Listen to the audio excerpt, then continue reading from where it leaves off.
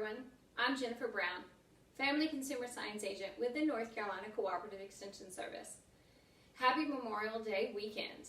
So if you're like me or like most people, you're going to be having a cookout of some sort. So I've got a variety of different utensils here that I use when I'm grilling out.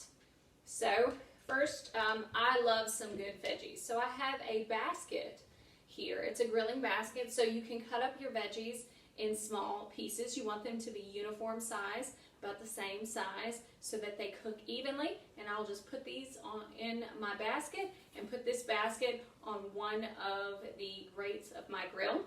Another way that I can also do it is I can make a kebab. So you could buy the wooden skewers, or I just have some metal ones here that I will put different veggies, meat, all kinds of stuff on here, and set these on my grill as well to grill.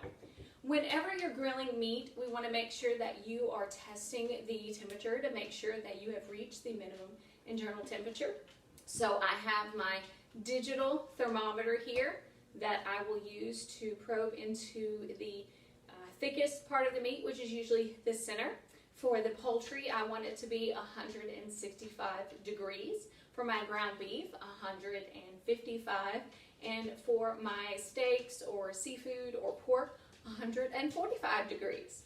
And the only way that you can know if your meat is done is by using a thermometer. You cannot tell by the color of the meat or the color the juices run, or if you touch it and it springs back. None of that. You must use a food thermometer. Also, I want to make sure that I have some tongs and a spatula to be able to get my meat off of the grill. You want to make sure that not only are you being food safe with your thermometer, but that you're being safe around the fire and the heat from the grill. So my utensils are made for the grill, so I don't have to get my hand that close. My tongs are pretty big and pretty far away from the grill, so I don't burn myself.